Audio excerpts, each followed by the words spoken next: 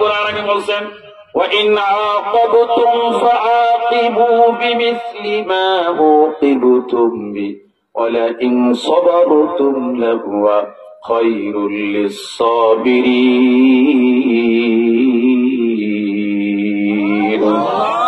আল্লাহ পাক নবীকে বলছেন, নবীজি একজনের বিনিময়ে একজনের প্রতিশোধ আমি অনুমতি দিলাম ঠিকই, কিন্তু আপনার মতো পয়গম্বর নায়েবে নবী ওলামায়ে ইকরাম তারা শুধু মায়ের খাবে খাবে খাবে, প্রতিশোধ না নেওয়াটাই তাদের জন্য উত্তম।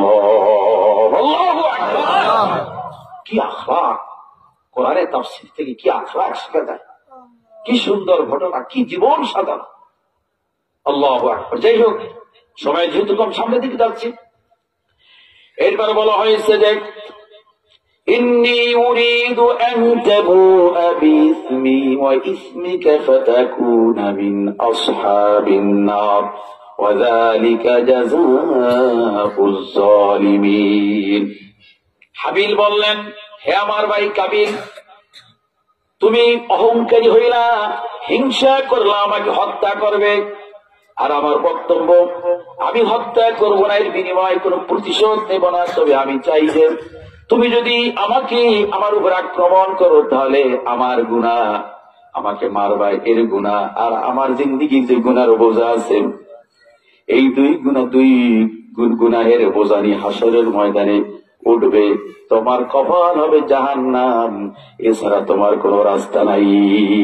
ওয়াযালিকা জাযাউয যালিমিন। এর জালিমদের ফাকাতালাহু কতলা আখিহি।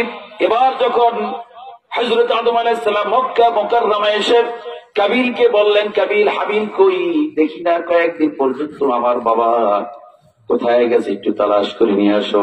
কাবিল ছুরি একটা পকেটের ভিতরে নিয়ে হাবিলকে তালাশ করার জন্য গেছে। গিয়ে দেখে পাহাড়ের পাদদেশে বকরি দুম্বা চড়াচ্ছে। ওই সময় ভাইকে ধরে ছুরি দিয়ে তলোয়ার দিয়ে কিভাবে হত্যা করবে, হত্যার পদ্ধতি তো জানা নাই। তার কারণ এর পূর্বে পৃথিবীতে এখনো পর্যন্ত মানব মণ্ডলীর মধ্যে কারো কোনো মৃত্যু হয় নাই। কেমনে মারবে মানুষ? এখন ছুরিটা দিয়ে খালি করে বলছে বাইরে পারবে, কেমনে মারবে? এবার ইবলিস সেখানে হাজির। হাজির কে? ইবলিস এসে একটা পাথর আর একটা পাথরের মাঝে একটা কাক, একটা প্রাণীকে রেখে মাথাটা পাথরের উপরে রেখে আর একটা পাথর দিয়ে মাথার উপর আঘাত করে থেতলাইয়া কাকটাকে হত্যা করলো। দেখাই দিল ইবলিস। ইবলিসের কাছ থেকে কাবিল যখন শিখলো সেই পদ্ধতিতে কোন কোন বর্ণনা আছে তলোয়ার দিয়ে তাকে হত্যা করেছে, আর কোন কোন তাফসীরের মধ্যে আসছে যে হাবিলকে শোয়া পাথরের উপরে মাথা রেখে ইবলিস যেভাবে শিখাই দিয়েছে ওইভাবে পাথর দিয়ে তাকে মাথাকে মগজকে ভেঙে চূর্ণ বিচূর্ণ করে দিয়েছে। আল্লাহু আকবার। এই দুনিয়ার সৃষ্টির পরে, মানুষ সৃষ্টির পরে প্রথম হত্যা সে করেছে। এখন হত্যা করার পরে লাশ কি করবে, আর এক বিপদে পড়বে। হত্যা করার পদ্ধতি একটা জানা ছিল না, এখন লাশটা কি করবে, কোথায় রাখবে লাশ, এটাও তো একটা জ্ঞান থাকতে হবে, তার জানা নাই। লাশ নিয়ে বছরের পর বছর ঘটতেছে, বিভিন্ন তাফসীরের মধ্যে আসছে। সেখানেই আল্লাহ রাব্বুল আলামিন বলেন, ফাবাসাল্লাহু গুরাবাই ইয়াবহাসু ফিল আরদি লিউরিয়াহু কাইফা ইওয়ারি সাওআতা আখি। আল্লাহ পাক একটা কাক পাঠাইলেন। কি পাঠাইলেন? ফাবাসাল্লাহু গুরাব মানে কি কাক। ইয়াবহাসু ফিল আরদি, কাকে কি করলো, তার পাওটাকে বেকু মেশিনের মতো জমিন এরকম খোদল করছে, জমিন কি খুঁজছে পাও দিয়ে দুই কাকে। খোসার পরে দেখাইতেছে কাইফা ইওয়ারি সাওয়াতা আখি। সাওয়াত মানে কি লাশ, ভাইয়ের লাশ কিভাবে জমিনে গর্ত কইরা কবর দেবে, এটা কাকে সে তার পা দিয়ে খোসাইয়া কাবিলকে দেখাইতেছে। সুবহানাল্লাহ। দেখছেন, আমরা খালি কি কাউয়ার জাত কই না। এই দুনিয়াতে প্রথম কবর আমাকে হুজুরের সবচেয়ে বেশি মানুষ দাফন দেয়, ঠিক তবে ঠিক সবচেয়ে বেশি এলাকার মধ্যে দাফন সে। আল্লাহ তারা কবুল করেন। আল্লাহুম্মা আমিন। এই পদ্ধতি আসলো কোত্থেকে? কাক, কাকে দেখাই দিল। ফাআসবাহা মিনান নাদিমিন। এই পদ্ধতি যখন কাকে দেখাই দিল, কাবিল কি করলো, মাটি দুই হাত দিয়ে ছাড়াইয়া একটু গর্ত করে তার ভাই হাবিলের লাশকে সেখানে দাফন দিল। লাশকে দাফন দেওয়ার পরে সে চরম অনুতপ্ত হলো, সে দুশ্চিন্তায় পড়ে গেল, আরে কাজটা কি করলাম, মানুষের সামনে কেমনে মুখ দেখাবো, আর এই কাজটা আমি কি করলাম।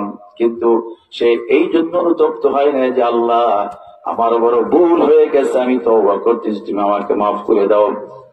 মুফাসসির কিরাম বলেন, সে যদি আল্লাহর কাছে তওবা করত, রব্বুল আলামিনের দরবারে যদি অনুতপ্ত হয়ে তার অনুশোচনা করত, কাবিরের জিন্দেগীর গুনাহগুলো আল্লাহ রব্বুল আলামিন মাফ করে দিতেন। সুবহানাল্লাহ। তাহলে এই যে অনুতপ্তর অনুশোচনা হয়, এখান থেকে ব্যাখ্যা শিখতে হবে যে অনুতপ্ত হইতে হবে কার জন্য, ধরে বলেন। মানে আমরা যদি কোনো ভুল করি, কোনো অন্যায় যদি করি, তাহলে দুঃখ প্রকাশ করতে হবে, অনুশোচনা করতে হবে কার কাছে, ধরে বলেন আল্লাহর কাছে। কার কাছে? এই আয়াতগুলির পরবর্তীতে আয়াত আসছে, মান ক্বাতালা নাফসান বিগাইরি নাফসিন আও ফাসাদিন ফিল আরদ ফাকান্নামা ক্বাতালান নাস জামিআ। ভালো করে একটা জিনিস শুনেন, মনে রাখেন আপনারা, যারা জানবে জীবনে কোনোদিন এই গুনাহ করবে না। আল্লাহ রাব্বুল আলামিন বলেন, কোন ব্যক্তি যদি অন্যায়ভাবে যদি কাউকে হত্যা করে, কিভাবে? অন্যায়ভাবে যদি কাউকে হত্যা করে, তাহলে এই গুনাহটা কত বড়। আল্লাহ পাক বলেন, তামাম পৃথিবীর সমস্ত মানুষদেরকে হত্যা করলে যে গুনাহ হবে, দুনিয়ার সব মানুষদেরকে হত্যা করে যে খুনি, যে অপরাধী হবে, এই অপরাধের বোঝা নিয়ে খুনিরা হাসরের ময়দান আল্লাহর দরবারে উঠবে।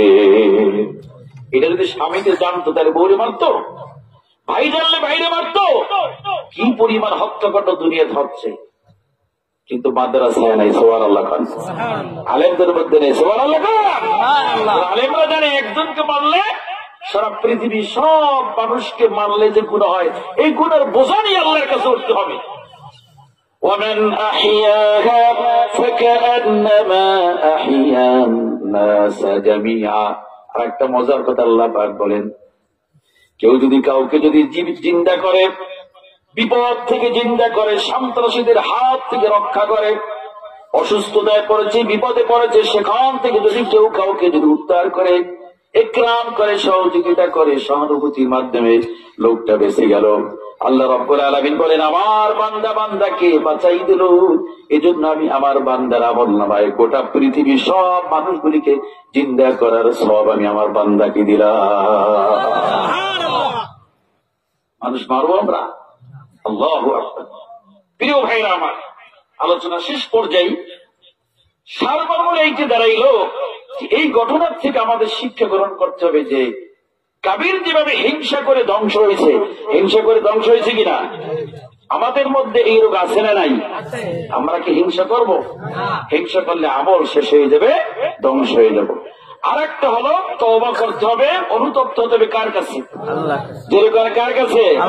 আল্লাহর কাছে যদি মাপ চাওয়া যায়, আল্লাহ তাআলা গুনাহ মাফ করে দিতে পারেন।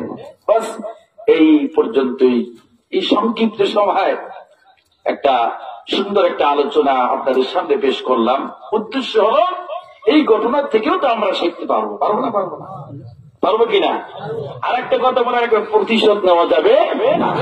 প্রতিশোধ নেওয়ার অনেক সময় জায়েজ আছে, কিন্তু যদি না নিয়ে পারা যায়, এইটাই মহৎ কাজ। সুবহানাল্লাহ। একজনে বলছে, এই শুয়ারের বাচ্চা, আপনি কি বলবেন? হ্যাঁ, আপনি কি বলবেন আজকের থেকে? এখানে যে কয়েকজন আছেন, এটা পরীক্ষা হয়ে যায়। শুয়ারের বাচ্চা বলে, কুকুরের বাচ্চা বলে, গাধার বাচ্চা বলে, মুনাফিকের বাচ্চা বলে, কত কন্যাটা জোরে গান বলে না? বলে না? আপনি কি বসে বসে আঙ্গুল চুইবেন? আপনি কি বলবেন? আল্লাহ শিখাইতেছেন, وَإِذَا خَاطَبَهُمُ الْجَاهِلُونَ قَالُوا سَلَامًا। যারা গালি দেয় তারা জাহেল। শুয়ার, কুকুর, গাধা মায়ের নামে গালি দেয়, বোনের নামে গালি দেয়, মা তুল্লা বোন তুল্লে গালি দেয়, অশ্লীল ভাষায় গালি দেয়। আল্লাহ পাক কোরআন শরীফে বলেছেন, জাহিলুন, এরা জাহেল, এরা মূর্খ, অজ্ঞ। এদের শিক্ষার এক পয়সা কোনো মূল্য নাই। কি বলছেন যদি বলুন, যদি আওয়াজ দিয়ে বলেন, কে বলছেন? জাহেল, মূর্খ, অজ্ঞ, অনভিজ্ঞ যারা, এরা যখন তোমাকে গালি দেবে মোমেন, তখন তুমি কি করবা? তুমি কি প্রত্যুত্তরে গালি দিবে? ইসলাম আমাদের কি শিখিয়েছে? আল্লাহ পাক বলেন এইটা বলবে ক্বালু সালামা, বলবেন আসসালামু আলাইকুম। সুবহানাল্লাহ। আপনি যাকে গালি দিবেন, যে আপনাকে গালি দেয়, তার কিন্তু রাগ উঠে গেছে। কি হচ্ছে? এমন রাগ করছে যে কি যে বলতেছে নিজের খবর নাই। এখন তার মাথায় পানি দিতে হবে। আপনি তো পানি দিতে যাইতে পারবেন না, কারণ আরো 2টা থাপ্পড় দেবে। একটু তেল দেওয়া দরকার তার মাথায়, একটু বাতাস করা দরকার, কিন্তু কাছে তো যাইতে পারবেন না, শরীরের ভিতরে তাপ আসতেছে। আল্লাহ একটা ওষুধ দিয়েছে, দূরের থেকে ওষুধটা রিমোটের মাধ্যমে কাজ করা যায়। সুবহানাল্লাহ। কি আপনি বলবেন আসসালামু আলাইকুম, আসসালামু আলাইকুম, তোমার উপর শান্তি বর্ষিত হোক, শান্তি বর্ষিত হোক, শান্তিতে বর্ষিত হোক। আপনি যতবার থেকে সালাম দিবেন, রাগী ব্যক্তির রাগ সঙ্গে সঙ্গে আস্তে আস্তে আস্তে আস্তে প্রশমিত হয়ে যাবে, ঠান্ডা হয়ে যাবে। ইসলামের শিক্ষা হয়ে যান না, এগুলি আজকে আলেমদের কাছ থেকে আসতে হবে। এই শিক্ষা অর্জন করতে হলে মাদ্রাসায় পড়তে হবে, কোরআন পড়তে হবে, আলেমদের কাছে আসতে হবে। এছাড়া স্কুল, কলেজ, ইউনিভার্সিটি, মিল, কলকারখানা, ফ্যাক্টরি, যত বড় রাজনীতি করেন না কেন, দেশ বিদেশ সফর করেন, এই আখলাক আলেমদের কাছ থেকে ছাড়া, কোরআন হাদিস ছাড়া আপনি পাবেন না, পাবেন না, পাবেন। দেখেন না, দেশের মানুষ এখন 2 দল হয়ে গেছে। কয় দল? যেরকম কয় দল? আমি আওয়ামী লীগ বিএনপির কথা কব না, সৃষ্টিগত ভাবে 2 দল হয়ে গেছে। একদল বললেই ফেলাইছে যে মানুষ তো বানর থেকে হয়েছে, কি থেকে হয়েছে? যেরকম কি থেকে?